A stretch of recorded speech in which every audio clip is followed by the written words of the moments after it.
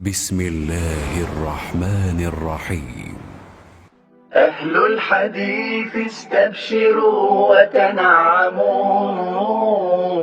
أهل الحديث استبشروا وتنعموا. Bismillahirrohmanirrohim. Abu Dovud rahimahullohning sunanlaridan darsimiz davom etyapti. Bugun 22-aprel 2025-yil. O'tgan darsda 158-bobga yetgan ekanmiz. Babun fit takhassuri val iq'a. Takhassur va iq'a haqida, ya'ni namozdagi kayfiyatlar mavzular shu haqida ketyapti. Takhassur degani xasir so'zidan olingan, xasir bel degani. Buni ma'nosi namozda qo'lni belga qo'yib o'tirish, ya'ni bu qaytarilgan. Ikki qo'lni ikki yoniga biqiniga bunday qilib suyab o'tirishda. Odamlar birov bilan masalan gap aytishganda shunaqa qilib olib gapirishadi-yu. Xotinlarda ko'pincha shunaqa qo'lini biqiniga qo'yib olib. Namozda mana shunaqa o'tirish qaytarilgan. Ammo iqo buni o'tgan darslarda tushuntirdik. O'tirish deyiladi bu. Ikki oyoqni ikki yonga yoyib olib, o'rtaga orqasini qo'yib o'tirishligi. 898-hadis. Ziyod ibn Sabih al-Hanafi aytadilar: "Men Ibn Umarning yonlarida namoz o'qidim. Ikki qo'limni ikki biqinimga qo'yib oldim. U kishi namoz o'qigandan keyin mana shu namozdagi xochdir dedilar. Va Rasululloh sollallohu alayhi vasallam bundan qaytarardilar dedilar." Ya'ni namozdagi xoch degani shu ikki qo'lini ikki biqiniga qo'yib olgan odam holatiga qarasangiz, xuddiki xochdagi osilgan odamning holatiga o'xshaydi. Ikki qo'li ikki yonda, o'zi o'rtada. Ana shuning uchun namozdagi xoch mana shu deyapti. Xoch qaytarilgan-ku, nasoralarda chiyor u. Kres ya'ni. Ana shuning uchun bu qaytarilgan, Rasululloh sollallohu alayhi vasallam bundan qaytarganlar dedilar. Endi bu yerda hozir hosir deb keldi. Boshqa rivoyatlarda Nabiy sollallohu alayhi vasallam ixtisordan qaytarganlar deb kelgan rivoyat ham bor. Ixtisorning bir ma'nosi surani qisqartirish. Ya'ni bitta surani masalan o'rtasidan o'qib qo'yish, bitta oyatni yoki oxiridan o'qib qo'yish. Mana shu ma'noda rivoyatni tafsir qilganlar ham bor. Lekin bu yuqoridagi noto'g'ri degani emas. Chunki hozir mana shu hadisni rivoyat qilgan kishi o'zi aytib turibdi-ku, ikki qo'limni ikki yonimga, biqinimga qo'yib namoz o'qidim deb. Ya'ni bu qaytarilgan aniq narsa. Endi shunga o'xshagan yana bitta rivoyat bor demoqchiman. Uki namozda ixtisordan qaytardilar deb kelgan, muxtasar qilish, ya'ni bitta surani bir joydan o'qib qo'yish. Endi bu qaytarildi degani ham aslida harom degani emas. Afzali bitta surani chala-chulpa qilib, mayda-chuyda qilib o'qigandan bitta qisqa surani to'liq o'qigan. Masalan, ba'zilar shu o'zini ko'rsatkisi kelib turadi-da. Men uzun suralarni bilaman degandek bir kichkina suralarni o'qishdan or qiladi-da, uzun suralarni o'rtasidan o'qiydi. Ana shu qaytarilgan. Riyokorlik qilmang.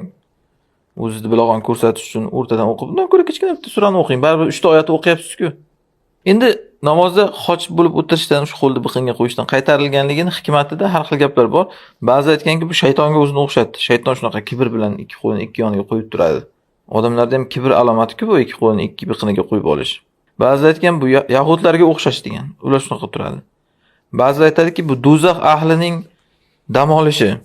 Aslida do'zaxda dam olishi yo'q, lekin do'zaxiylar charchab ketgandan ikkita qo'lini shu ikki biqiniga qo'yib o'tiradi deydi. Ba'zilar aytadiki, bu kibr deydi. Yana ba'zilar aytadiki, bu motamda o'tirish kayfiyati. Bir toifalar bor, motamda shunaqa ikki qo'lini ikki biqiniga qo'yib o'tiradi. Alloh alam nima bo'lganda ham shu qaytarilgan. Endi Abu Dovud rahimahulloh ikki masalani zikr qildi. Birinchisi o'sha tahassur qaytarilgani dedi, bunga hadis keltirildi. Ikkinchi masala iqodan qaytarilgani dedi, unga bironta hadis keltirmadi. Unga avvalgi boblarda hadislar o'tdik, sharhladik. O'sha hadislar bilan ehtimol kifoyalangan. 109-bob. Babul buka'i fi solah, namozda yig'lash haqida. 899-hadis. Mutarrif otalardan aytdilar: "Men Rasululloh sollallohu alayhi vasallamni ko'rdim, namoz o'qiyotgandilar. Ko'ksilarida xuddiki tegirmon toshining g'izillashiga o'xshagan g'izillash bor edi yig'laganliklaridan sallallohu alayhi vasallam." Ya'ni tegirmon toshi, unda ikkita tosh, yaproq tosh bo'ladi. Uni bir-birining ustiga qo'yadi-da, o'rtasiga bug'doy qo'yib yoki arpa qo'yib aylantiradi. Yanchish uchun hali donni. O'shanda qarasangiz viz viz viz degan ovoz chiqadi. Vizillagan ovoz. Rasululloh sollallohu alayhi vasallam namozda yig'lashlarini ko'kslarida shu berkitishga harakat qilib yig'laganlar, ichlariga yutibdi, ya'ni. Shuning uchun og'izlaridan uvillagan ovoz chiqdi demayapti, ko'ksilaridan deyapti mana qarang. Ko'ksilaridan ichlarida yig'laganlardan shu vizillagan ovoz kelardi, ingragan ovozda, ya'ni. Endi mana bu yerda shu ko'ksilaridan degandan shu foyda olamiz. Odam o'sha uvillab baqirib riyokorlik qilib yig'lamasligi kerak. Ba'zi odamlar borda o'zan shu uzun namozda yig'layotgan qilib ko'rsatib, kamerani oldida turib olib yoki uylayveradi. Nabiy sollallohu alayhi vasallamning ko'kslaridan kelgan ekan, og'izlaridan uylab ovoz chiqarmaganlar. Endi bu yig'lashlikning sharti Allohdan qo'rqib yig'lash. Namozda hech qanaqa ta'siri yo'q, balki namozni ajrini ziyoda qiladi, chunki Alloh Qur'onda aytgan, mu'minlarning sifati idza tutla alayhim ayatur rahman kharru sujadan va bukiya. Rahmonning oyati ularga tilovat qilinsa, sajdaga yig'lagan holda yiqiladilar degan sajda oyati. Ya'ni maqsad Rahmonning oyatidan ta'sirlanib yig'lab sajda qilishlik bu namozni fazlini oshiradi. Ammo bir musibat sababidanmi yoki bir haligi yaxshi ko'rgan mahbubini eslab yig'lash bu namozga zarar. 160-bob. Babu karohiyatil vasvasati va hadithi nafs fi salat. Namozda vasvasa va nafs bilan gaplashish karohiyati, ya'ni makruhligi qaytarilgan. Vasvasa degandan maqsad ko'nglida har xil narsalarni odam xayol qilaverishligi, shayton vasvasasiga uchib. Endi nafs bilan gaplashish deganda o'zingizga o'zingiz ichingizda bir nimalarni aytasiz, u nafs sizga, siz nafsizga. Ya'ni xayol bo'lish deganda xullas. Xayol parishon bo'lib, odam o'zida xayolida gaplashib, bir nimani o'ylab namoz o'qishi, ana shu makruh. Namozda xayolni jamlash kerak. Endi xayolni 100% jamlab bo'lmaydi. Xayol o'z nomidan xayol ketaveradi har joyga. Siz kurashishingiz kerak, tinimsiz. Ba'zi aytadi, nima qilsam shular daf bo'ladi. Daf bo'lmaydi. Siz namozga kirgandan chiqqinizcha kurashishingiz kerak bunga. 900-hadis Zayd ibn Xolid al-Juhani aytadilar, Nabiy sallallohu alayhi vasallam aytdilar: "Man tawadda'a fa ahsana wudu'ahu, thumma salla rak'atayn la yashu fihima, ghufira lahu ma taqaddama min dambi." Kim tahorat qilib, tahoratini yaxshilasa-da, so'ngra 2 rakat namoz o'qisa-da, u namozlarda sahv qilmasa, unga o'tgan gunohlari kechiriladi, dedilar.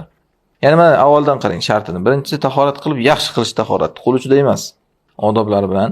Keyin u 2 rakat namoz o'qiydi-da, unda sahv qilmaydi. Sahv degani, sajda sahv deymiz-ku. Xayol bo'lingandan odam unutib qo'yib bir narsani keyin sajda qilishi degani. Sahv xayol bo'linishi degani.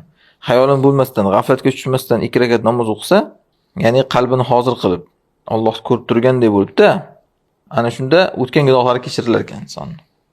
Endi bu yuqorida aytganimizdek, hech xayolim bo'lmasdan degandan maqsad harakat qilsa shunga. Xayoliga kelsa daf qiladi, yana kelsa daf qiladi. Ana shu xayolim bo'lmadi deyiladi shunda. Shunda mukofot o'tgan gunohlari kechirilar ekan. Endi ana shu xayolini bo'lsa, daf qilsa, uni zarari yo'qligiga dalil Nabiy sallallohu alayhi vasallam aytganlar, ummatimga Alloh nafslari gapirgan narsani kechirib yubordi deganlar. Modam uni gapirmasa kishi yoki unga amal qilmasa, ya'ni o'shanga harakat qilib o'zi shart, o'zi shuni ixtiyor bilan qilmayaptimi? Zarari yo'q, Alloh kechirgan. Ammo o'tgan gunoh kechirilibdi degandan maqsad bu yerda kabiralar emas, albatta, sag'iralar. Kabiralardan xos tavba qilish kerak odam kechirilish uchun. Buni qilib yuraverib bitta namoz o'qiyman, hammasi o'lib ketadi deyilmaydi. Endi mana shu 2 rakat namoz bilan qarang, shu sag'iralar kechirib yuborilar ekan.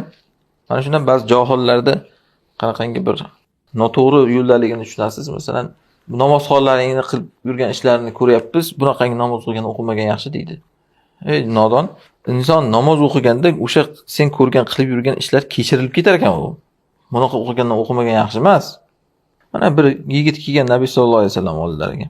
Ya Rasululloh, men bir ayol bilan, bir erkak xotini bilan nima qilsa qildim degan. Faqat zino qilmadim. Ko'ryapsizmi? Ushlagan, tegingan, boshqa qilgan. Faqat o'sha oxiriga yetmadi ish. Rasululloh sallallohu alayhi vasallam aytganlar, sen biz bilan hozir namoz o'qidingmi deganlar. Ha degan. Shunda oyatni o'qiganlar. Innal hasan yudhibna sayyiat. Yaxshiliklar yomonliklarni ketkazadi deganlar. Bu mengami deganda, senga ham, senga o'xshaganlarga ham deganlar. Ko'ryapsizmi?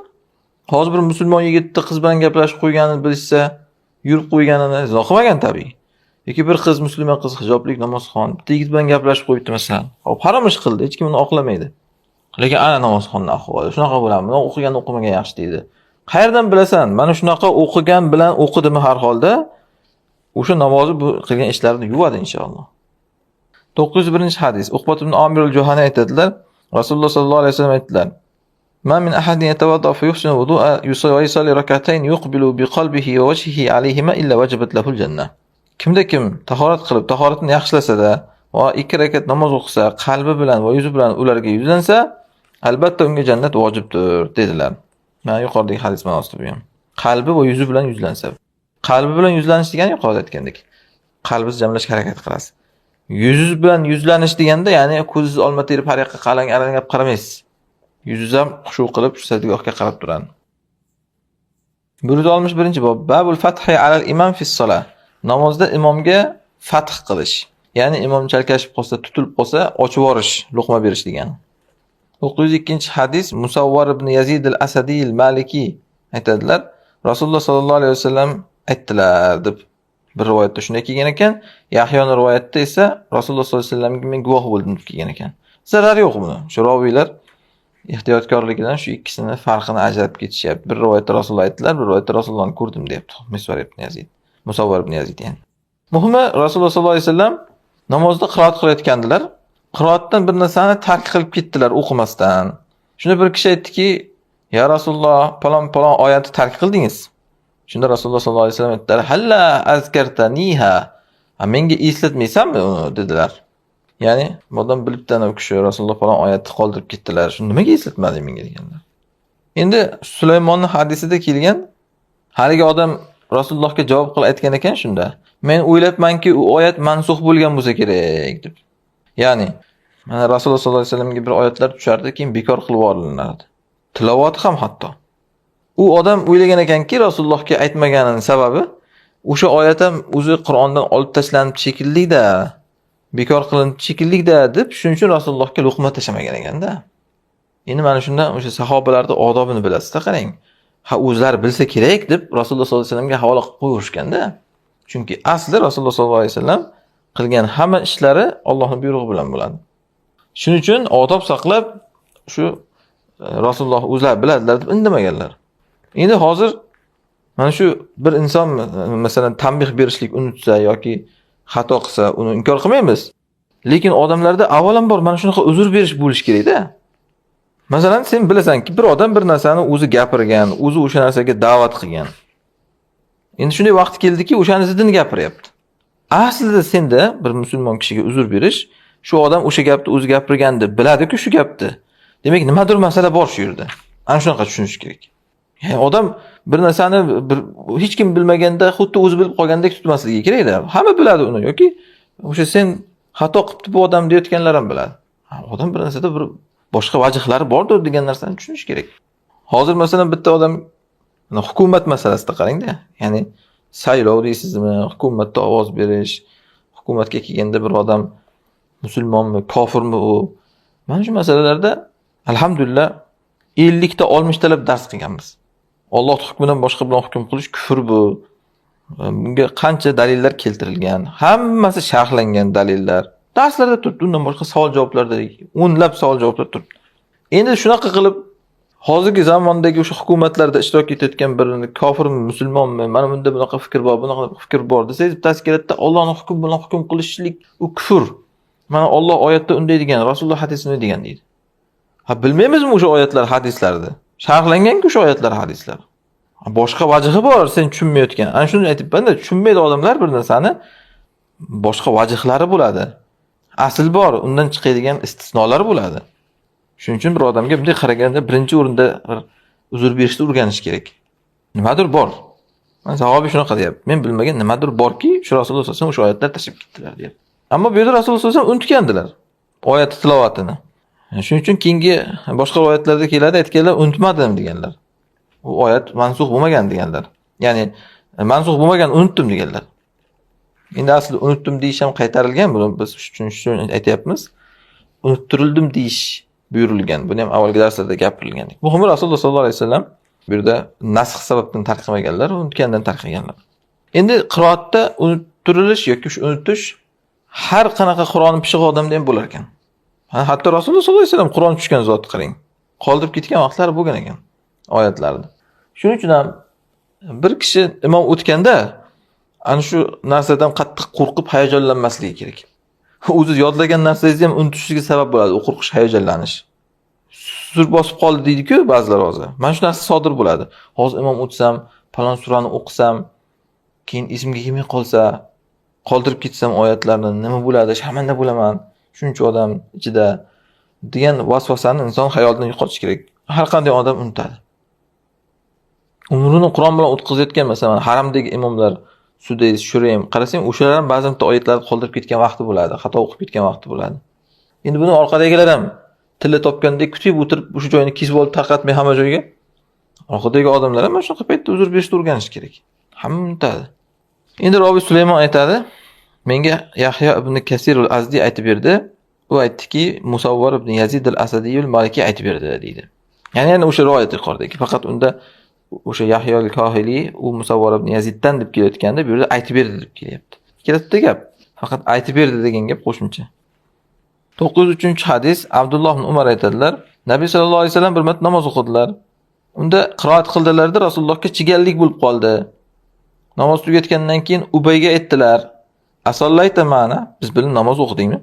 Kishi ha dedilar. Rasululloh aytdilarki, "Famanak, sen nima man qildi?" dedilar. Yana qarang, hatto Rasululloh sollallohu alayhi vasallamda ham chalkashish bo'lar ekan, chigallik bo'lib qoldi. Bitta oyatni masalan boshqasiga ulab yuborish, qoldirib ketish. Qur'on chunki mutashobih kitobda. Alloh Qur'onda aytgan-ku, buni kitobim mutashabiha. Mutashobih degani bir-biriga o'xshab ketadi oyatlari. Shuni bu joyga o'tib ketib qoladi. Hali poyezd relisiga o'xshaydi-da. Bitta yo'ldan kelaveradi poyezd, ozgina qiyshaytirib qo'ysangiz boshqa yo'nalishga o'tib ketib qoladi-ku, ana shunga o'xshaydi Qur'on oyatlari ham. Shuning uchun har qanday odam chalkashib ketishligi bor. Rasululloh ham chalkashib ketdilar. Keyin namoz o'qiganda Ubayga aytgan ekanlar. Ubay ma'lumki qori sahobalardan. Biz bilan namoz o'qidingmi dedilar. Ha, desa, nimaga menga aytishdan aytmading? Nima seni man qildi menga aytishdan dedilar. Endi u kishi ham shu Rasululloh o'zlari bilsalar kerak deb odob saqlagan. Buni ham gapirdik. Imom sal bir nafas olguncha to'xtab turmay birdaniga luqma tashavvurish ham beadablik. Men sahobalar kutib turishgan. Bir tafakkur qilib, tadabbur qilgani ham qo'ymaydi hozir. Shu sal to'xtasangiz orqadan luqma tashashni boshlaydi, men ham bilaman degandek. Maqsad imom adashib qolsa luqma tashash kerak mana. Albatta kutib, sabr qilib yo'lini topa olmasa.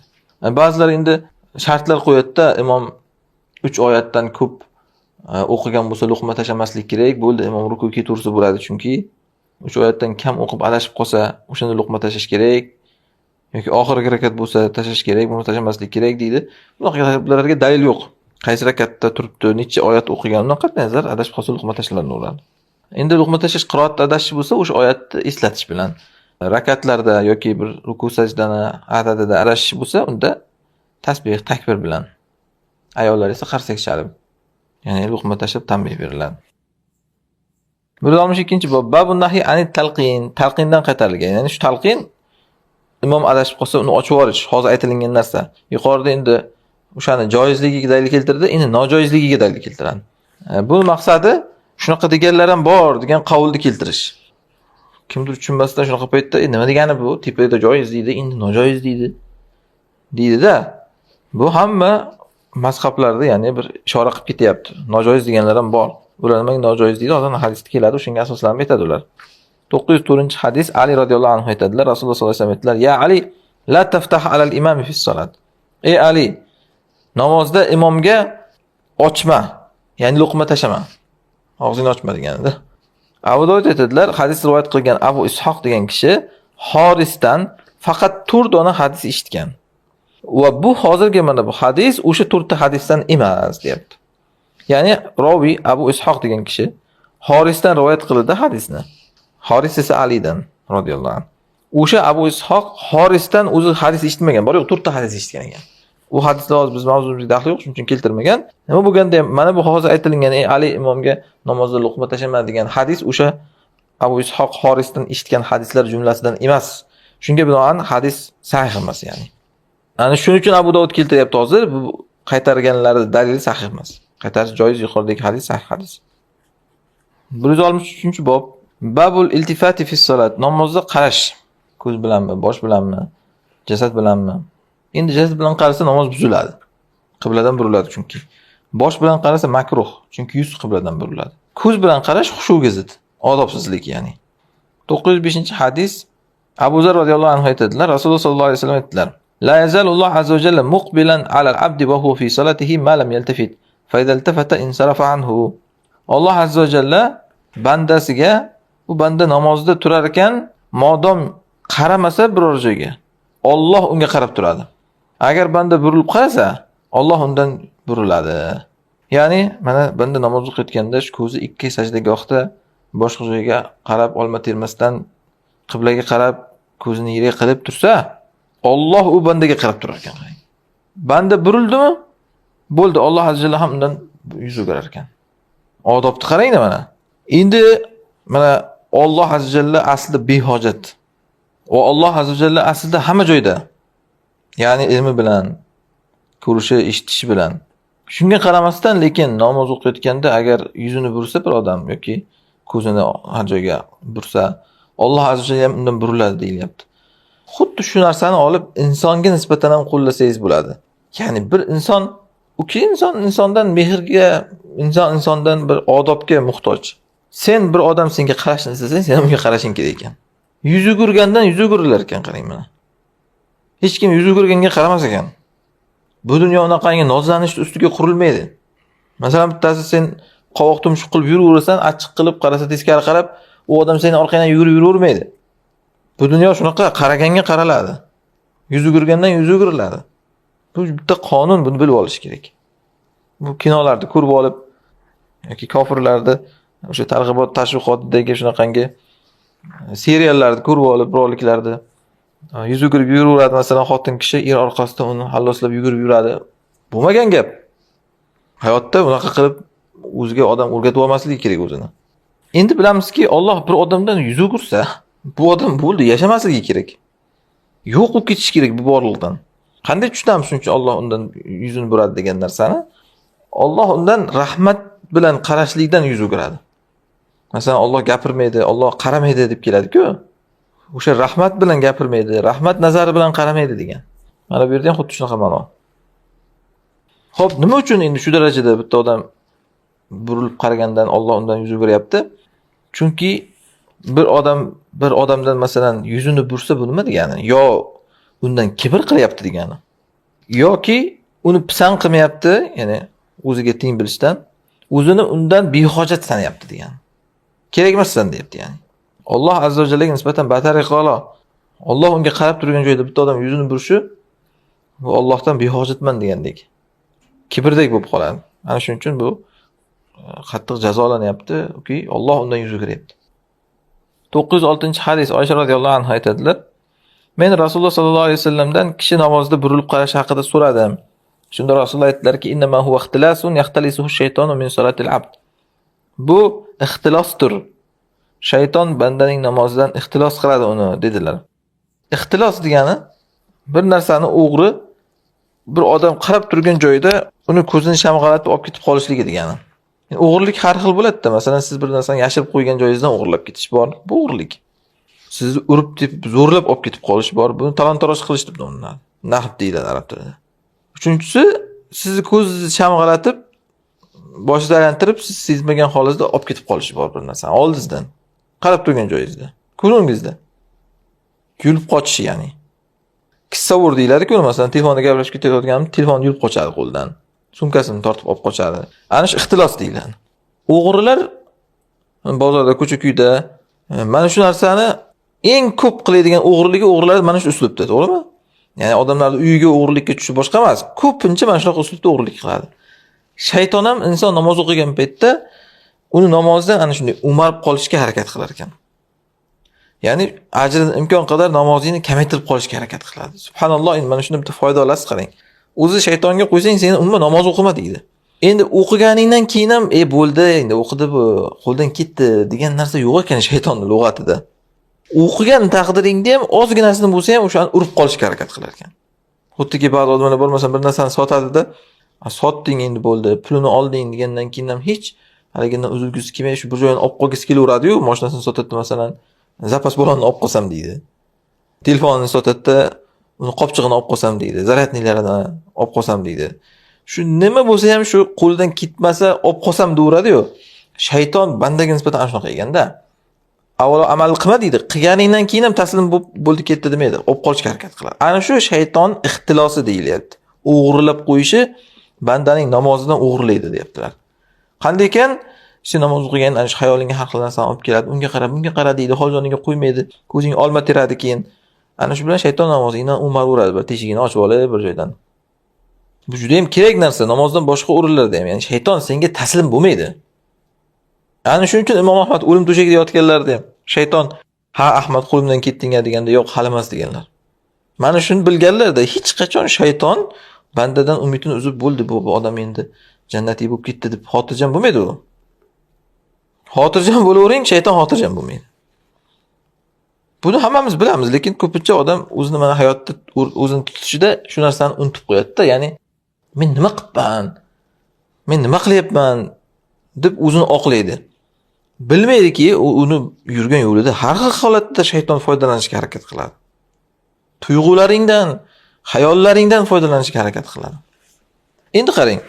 Bilamizki, masalan, ba'zi shayton shunaqa qilib insonning xayolini bo'lib namozda fe'llarida hatto unutishiga sabab bo'ladi. Masalan, 3 rakat o'qidim, 4 rakat o'qidimmi, ruku qildimmi, yo'qmi, sajdami? O'shanda ma'lumki, bunaqangi vasvasa paytida sajda sahv bilan shaytonni burun yerga ishqiladi deyilgan.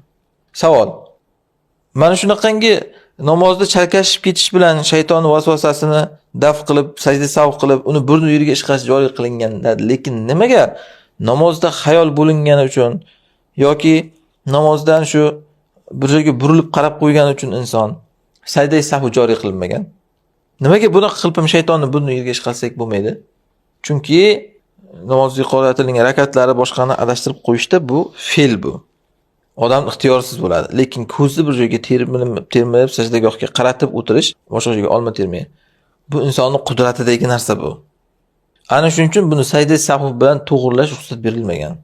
Unutish odamning qudratida emas-da, u odam unutib qo'yadi. Xolis xohlamasa adashib ketadi, lekin ko'zni bir joyga qaratib o'tirish, boshqa joyga qaratmasdan. Bu inson qodir emas narsa emas, qodir inson bunga. Ana shuning uchun buni sajda sahv bilan to'g'rilashga ruxsat berilmagan. Sajdaga qarab tursang yaxshi, namozing to'liq bo'ldi. Aks holda namozingni shayton umardi. 164-bob. Babu sujud alal anf. Burun bilan sajda qilish.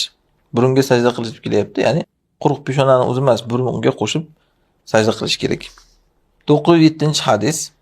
Abu Sa'id al-Khudri radhiyallohu anhu aytdilar, Rasululloh sollallohu alayhi vasallamni peshonalarida va burunlarining uchida namozdan, odamlarga o'qib bergan namozlaridan ta'siridan loy asorati ko'rindi. Ya'ni sajda qilganlarda odamlarga imom o'tib, o'shanda peshonalari va arnaba deb kelyapti, burunning uchi. O'sha yerda loy asari ko'rindi, ta'siri. Maqsad mana burun bilan sajda qilgan ekanlar. Hadisda Abu Dovudning mana shu nusxasini ko'chirgan shogirdlari Abu Ali aytadi. Mana bu hadisni Abu Dovud 4-marta o'tkazganda o'qimagandi deydi. Ya'ni Abu Dovud rahimahulloh o'zi mana shu kitobda yozganlar. Shogirdlariga o'qib berganlar bu kitobni.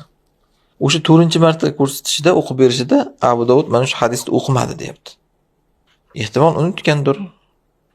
Ehtimol boshqa sabab bordir, lekin aslida hadis sahih. Abu Dovud o'qimagan bo'lsalar ham hadis sahih. Endi faqat o'sha Abu Dovud shogirdi Abu Ali omonat yuzasidan shuni aytib ketyapti. Avvalgilarda o'qigan ekanda Abu Dovud, lekin oxirgisida o'qimadi, deyapti 4-sida. 165-bob. Babu nazar fi salat, namozda nazar solish. Ya'ni qayerga nazar solinadi? 908-hadis Jabr ibn Samuradan aytadilar. Usmon radhiyallohu anhu aytdilar. Ya'ni Usmon aytdiki, deyapti. Rawi Usmon bu. Usmon ibn Affon emas. Hadis ikki xil yo'ldan kelyapti-da. Birinchisi hadisni Abu Dovud Musaddad degan shayxdan rivoyat qilyapti. Ikkinchi yo'li Usmon ibn Abu Shayba degan shayxdan rivoyat qilyapti. Xo'p, Musaddad degan shayxdan rivoyat qilganda Jabr ibn Samuradan deb keltiryapti. Usmon degan shayxdan rivoyat qilganda Rasululloh sollallohu alayhi vasallam masjidga kirdilar deb keltiryapti. Muhimi mana shu yerdan hadis. Rasululloh sollallohu alayhi vasallam masjidga kirdilarda, masjidda bir odamlarni ko'rdilar. Qo'llarini samoga ko'tarib namoz o'qishayotgan ekan. So'ngra ikkalasi ittifoq qildi, deyapti Abu Dovud. Ya'ni so'ngra ikkalasi ittifoq qildi degan ikkita shayxi, yuqoridagi Musaddad bilan Usmon ittifoq qildi, ya'ni hadisni mana bundan keyingi qismini bir xil rivoyat qilishdi. Yuqorida ba'zi joyda farqi bo'lsa-da. Muhimi bu gap kerak emas, hadisdan emas bu gap. Rasululloh sollallohu alayhi vasallam masjidga kirdilarda, odamlar qo'llarini ko'tarib namoz o'qiyotganini ko'rdilarda, osmonga ko'tarishyapti qo'llarini. Shunda aytdilar: "La yantahiyanna rijalun yashkhasuna absarahum ila sama." Bir kishilar ko'zlarini samoga tikishdan yo to'xtaydilar. Shunda Abu Dovudning shayxi Musaddad aytadi, qo'shimcha qilib, namozda deb aytgan ekan. Yoki ularga ko'zlari qaytmay qoladi. Ya'ni Rasululloh aytayaptilar-ki, bir odamlar namozda ko'zlarini samoga ko'tarib tikishdan yo to'xtaydilar, yoki ularga ko'zlari qaytmay qoladi.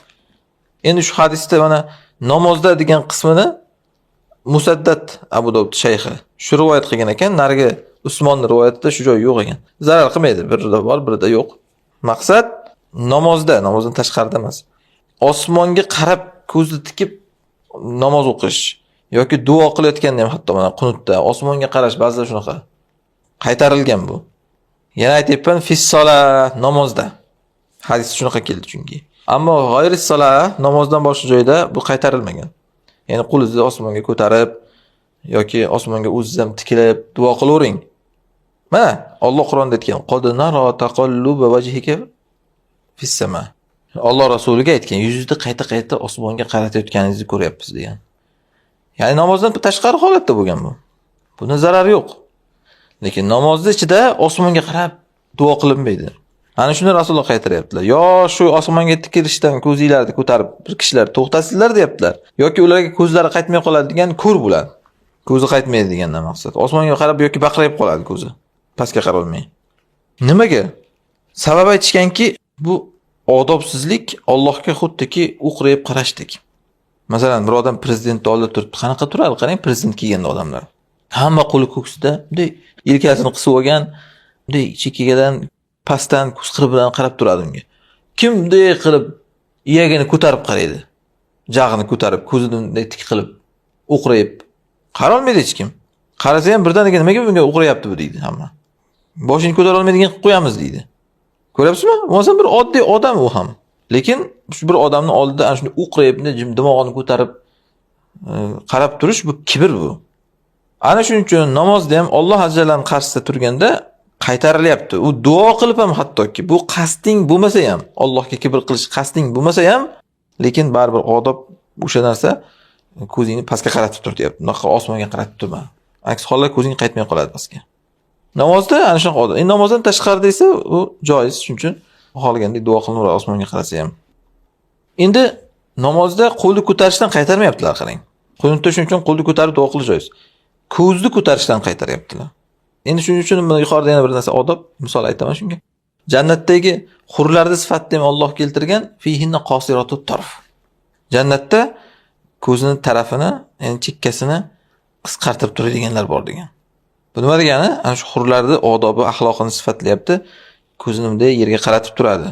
Qarasa ham yerga, ko'zini qir bilan qaraydi, o'qrayib, dimog'ini ko'tarib noq qilib qaramaydi. Bu bir odob. Jannatiy ayollar ham mana shunaqa sifat bilan sifatlanadi. Yerga o'qrayib, unga ko'zini lo'q qilib qarab gapirmaydi. Ko'z qiri bilan pastga qarab gapirish kerak. 909-hadis Anas ibn Malik radhiyallohu anhu aytadilar. Rasululloh sollallohu alayhi vasallam aytdilar: "Ma bal va qawmin yarfa'un absarahum fi salatihim." Nima bo'lgan bir odamlarga namozlarida ko'zlarini ko'taradilar deb shunda so'zlari qattiq bo'ldi Rasulullohning. Shunda aytdilarki, "Lan tahunna an zalik aw la tukhtafanna absaruhum." Yo bundan to'xtaydilar, yo ko'zlar yulib olinadi ular dedilar. Yana qarang, qattiq gapiryaptilar. O'zimizdan shuncha aytadi-ku, ko'zingni lo'qqima, ko'zingni uyulama hozir deydi. To'g'rimi? Mana shunday odamning jahli chiqadi, bir odam shunaqa qilib ko'zini lo'q qilib baqirib qarab gapiraversa sizga. Ana shuning uchun Rasululloh sollallohu alayhi vasallam bu odobga qattiq rioya qilyaptilar, shunga buyuryaptilar. Yo o'shanaqa qiladiganlar ko'zlarini tiyadilar deyaptilar, yoki ko'zlar yulib olinadi ular. Endi Rasululloh sollallohu alayhi vasallamning bir odoblari bor edi. Agar bir odamlar bir yomon xislatni ko'rsalar, "Ey palonchi, nima bunday qilasan?" demaganlar ekan. Bu bir kishiga og'ir botishi mumkin-da. Shuning uchun chiqib bir odamlarga nima bo'lgan bunaqa qilishadi deb gapirganlar. Gap egasini topa olib Kim shunaqa qilayotgan bo'lsa bo'ldi, o'zini tuzatish kerak. Kimdir shunaqa qilmadimi, bo'ldi, u o'ziga olmasligi kerak. Sizga gapirgani yo'q. Buni aytishimizdan maqsad mana shu sunnatga amal qilamiz. Biz Rasululloh sollallohu alayhi vasallam shu sunnatlarni odamlarga targ'ib qilib, doim mana shuning uchun bir odamlar ichida muammolarni ko'rsak, xalqda chidami, yaqin birodarlarimizda chidami kerak bo'lsa. "Ey paloncha" deb gapirmaymiz. Bu birinchidan o'sha odamga og'ir botadi, ikkinchidan bu bitta bu odam qiladigan ish emas. Ko'pchilikda uchraydi. Ana shuning uchun shunaqa paytda ba'zilar mana bunaqa qiladi deb gapiramiz. Minbardan foydalanib. Minbarki bugungi shu da'vat minbari. Ana shunda kimgadir shu gap yetsa, tegib ketsa agar, bilingki sizdan shunda nasiba bor, isloh qiling o'zingizni. Sizda yo'qmi shu narsa? Bo'ldi, sizga tegishli emas bu. Men unaqa qilmadim, men bunaqa qilmadim, o'zingiz oqlamang. Siz unaqa emasmisiz, bo'ldi. Sizga tegishli emas. Maqsad namozda xushu qilish kerak. Mana Alloh Qur'onda aytgan: "Qad aflahal mu'minun allazina hum fi salatihim khushu'un." Mo'minlar yurtdilar. Ular shunday kishilarki namozda xushu qiluvchilar degan. Xushu degani ana shunday. Ko'zni pastga qaratib turish. Endi ko'zni tepaga qaratishlikni shundan olib hozir ba'zi ulamolar harom degan. Hozir deganimdan maqsad shu hadisdan olib demoqchiman. Chunki ko'zingga uyib olinadi degan tahdid oddiy bir makruh ishlarga kelmaydi. Harom ishga keladi bu. Ibn Hazm hatto namoz botil bo'ladi degan. Endi juda bir mubolag'a namoz botil bo'lishligini, chunki Rasululloh ham mana shunday qilganlarga aytmadilar, namozinglarni qayta o'qib olinglar deb. Lekin harom. 910-hadis Oysha radhiyallohu anha aytadilar. Rasululloh sollallohu alayhi vasallam bir xomisada namoz o'qidilar. Uni chiziqlari bor edi. Keyin aytdilar: "Shag'alatni a'lamu hadihi." Buning chiziqlari meni mashg'ul qildi. "Idhabu biha ila Abi Jahmin va atuni bi ambijaniyatihi." Buni Abu Jahmga olib boringlarda, uni ambijoniyasini olib kelinglar dedilar.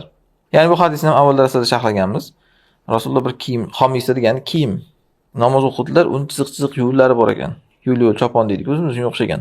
Endi mana shu chiziqlar, ranglar Rasululloh sollallohu alayhi vasallamni namozda chalg'ityapti. Odam mana kiyib namoz o'qiyotgan kiyimi uni xayoliga ta'sir qiladi ekan. Sizga mana shunga bitta dalil.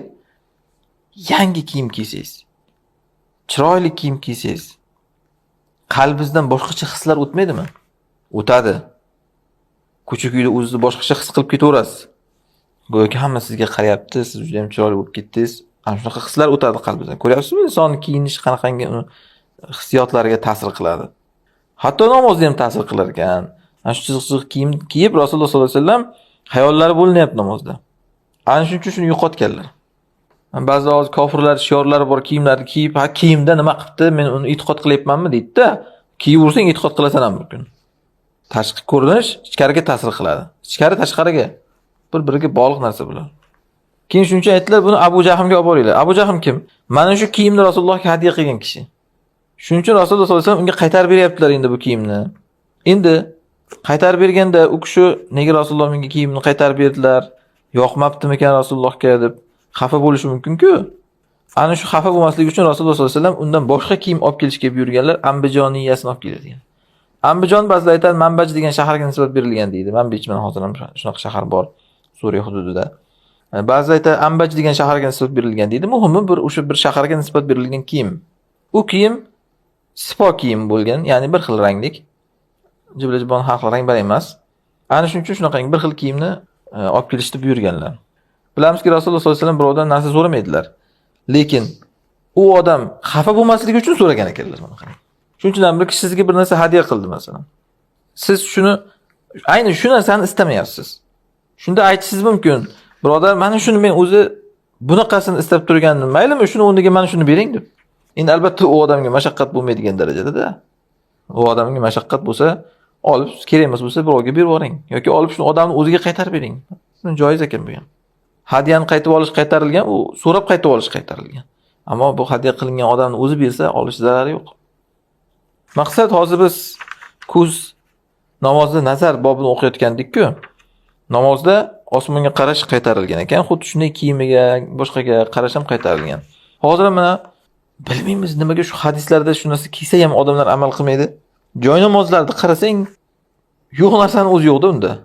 Choynakda qopqog'ida rasmi ham qolib ketgan, xolos shu hamma narsani rasmi, gullar, chiziqlar, naqshlar nimaga shunaqa qilib chiqariladi? Shu bir xil qilib qop-qoraginami yoki masalan oppoqmi, qip-qizilmi mayli ayting. Shunaqa qilib chiqarsa bo'lmaydimi joy namozni? Yoki shunaqa joy namoz sotib olsa odamlar. Yo'q, shaklda o'zi yo'q. Qarasang shaytonning kallasida ham rasm turgan bo'ladi. Bunday rasmlar, chiziqlar shunga borib taqaladi qarasang. Atay qilingan ham yoki bir shayton tomonidan mana shunaqa fitna qilib qilingan bo'lishi ham mumkin. Naqsh chizadi haqiqatan. Qarasang shayton shoxi turgan bo'ladi. Shu quloq qoqib namozga turganingdan salom berib ketguningcha o'sha naqshlar xayolingni oladi. Yo'q qilish kerak. Mana Rasululloh sollallohu alayhi vasallam yo'q qildi shunaqa chiziq bor kiyimni. Buni Makkada, Madinada hatto borligi sizni ajablantirmasin. Masalan, Makkaning gilamiga qarasangiz ham, Madinaning gilamiga qarasangiz ham mana shu ahvol. Hamma yog'i gulchambar. Nima biz bog'da yuribmiz, biz gulchambar hamma yoq. Odamlar shu narsadan hozir o'zicha bir o'ziga joizligini chiqarib olganda, ha mana Makkada ham shunday turibdi-ku mana joy namozlari, Madinada ham shunaqa shaklda turibdi-ku deydi. Turaversin, ular nima sizga o'rnaymi? Rasululloh sizga o'rnak. 911-hadis. Oysha radhiyallohu anha aytadi, ya'ni shu yuqoridagi xabar, Rasululloh kurdisini oldilar Abu Jahmni. Keyin Rasulullohga aytildiki, "Ya Rasululloh, ana xomisa kurdiydan yaxshi edi deyildi. Kurdiy degani ba'zilar aytadiki, Kurd ibn Amr ibn Omir ibn Robiya degan kishiga nisbat berilgan deydi. Uning otasi Amr ibn Omir har kun bitta ko'ylak kiyar ekan. Kechqurun bo'lganda o'sha ko'ylak yirtib tashar ekan, o'zidan keyin hech kim kiymasligi uchun. O'shandan keyin o'sha odamga nisbat berilib, yo'l-yo'l kiyimlar, bir xil kiyimlar ya'ni. Kurdiy deb nomlangan deydi. Ba'zilar aytadiki, yo'q bu bir shaharning nomi, kurdlarda ya'ni yoki bu Kurd degan shaxs nomi deydi. Kurd ibn Kan'on masalan. Muhimi, u oddiy kiyim bo'lgan o'sha kurdiy kiyim. Yuqorida Ambijoniy deb keldi-yu. O'zi mana shu Manbij mintaqalari ham kurdlar yashaydigan joylarda. Shuning uchun bir rivoyatda Ambijoniy deb kelyapti, o'sha Manbijga nisbat berilgan dedi-ku. Bir rivoyatda kurdiy deb kelyapti. Kurdlar o'sha Manbij mintaqalarida yashaydi haligacha ham. O'sha Manbij bilan nima Ambijoniy bilan kurdiy bitta kiyim xullas ikkalasi. Rasululloh o'shani oldilarda, ana Ambijoniy nimani xamisani qaytarib berib yubordilar-ku. Xamisa u yo'l-yo'li. Tabiiyki ana o xamisa chiroyli bo'lgan ekanda. Yo'l-yo'l har xil rang-barang kiyim chiroyli bo'tdi. Shuning uchun odamlar o'shanga havas ketgan. Ya Rasululloh u yaxshi edi-ku bu kurdiydan deyishyapti xamisa. Ammo Rasululloh sollallohu alayhi vasallam kiyimni unaqa chiroyliligiga, yaxshisiga qarab emas, namozga ta'siriga qarab kiyganlar. Namozga ta'sir qilmaganini kiyibdilar, oddiyroq bo'lsa ham. Endi 166-bob shunga ruxsat berilganligi haqida deyapti. Ya'ni nimaga ruxsat? Bu hozir namozda nazar bobidan keyin keltirildi-yu, namozda u yoq-bu-yoqqa qarash ruxsat berilganligi. Yo'l-yo'l kiyim kiyish degani emas. Namozda u yoq-bu-yoqqa qarash zarurat uchun bo'lsa ruxsat berilgan. 912-hadis Sahl ibn al-Hanzaliya aytadilar. Suba bis salat, ya'ni salati subh. Namozga, ya'ni bomdod namoziga takbir aytildi. Rasululloh sollallohu alayhi vasallam namoz o'qishni boshladilar. Shunda va huwa yaltafitu ila shi'bi, vodiyga qarab turardilar. Abu Dovud aytadilar, Rasululloh sollallohu alayhi vasallam o'sha vodiyga bir otliq jo'natgan ekanlar kechqurun qo'riqlash uchun. Ya'ni bir vodiyga Rasululloh odam jo'natganlar, otliq. O'sha yerga borib qarab keldi, dushman yo'qmi? Endi haligi sahobiy kelgunga qadar nima bo'ldi? U qolib ketdi, yo'q bo'ldimi? Keldimi, qoldimi? Ana shundan Rasululloh sollallohu alayhi vasallam xavotirlanganlarida namoz o'qiyotganlarida ham hatto bomdod vaqti kelib ketdi. O'sha vaqtda ham o'sha vodiyga qarab turar ekanlar. Kelyaptimi, yo'qmi deb haligi odamni. Yoki bir dushman kelyaptimi, yo'qmi deb qo'riqlab turar ekanlar. Endi bu yerda vodiy o'sha qibla tarafda bo'lgan. Ya'ni orqaga qarab burilib yoki o'ngga yoki chapga qarab burilib vodiyga qaramaganlar. To'g'rilarda bo'lgan o'sha vodiy to'g'rilarga qarab turibdilar. Shundan chiqadiki, agar jasadni yoki bo'yinni, boshni burmasdan shunday ro'parada nimagadir qarasa inson zarurat uchun zarari yo'q. Lekin osmonga qarash, Allohga iltijo qilyapman deb, qunutdami, boshqadami yoki behojat hech qanaqa ko'zi olma terib shu ro'paraga qarab o'tirish. Mana shu yuqorida aytilgan qaytarilgan. Endi bir hadis bor. Abu Hurayradan kelgan, Rasululloh sollallohu alayhi vasallam namoz o'qisalar ko'zlarini osmonga qaratardilar. Keyin oyat tushdi. Allazina hum fi salatin khoshi'un. Mu'minlar ular namozda xushu qiladigan kishilar degan oyat tushdi. Keyin shundan keyin qaramadilar degan. Shuning uchun ham Rasululloh sollallohu alayhi vasallam mana bu yoqqa qarab o'qidilar, bu yoqqa qarab o'qidilar degan gaplar mana shu qaytarig'idan oldin bo'lgan bo'lishi ham mumkin. Qaytarig'idan keyin hech qayerga qaramaganlar, faqat sajdagohga qarab namoz o'qiganlar. Qarasalar ham bir zarurat bo'lsa qaraganlar. Shu yerda to'xtaymiz. Keyingi bob namozda amal qilish. Amal degani harakat. Shu haqida ekan, inshaalloh 913-hadisdan davom ettiramiz. Allohu a'lam.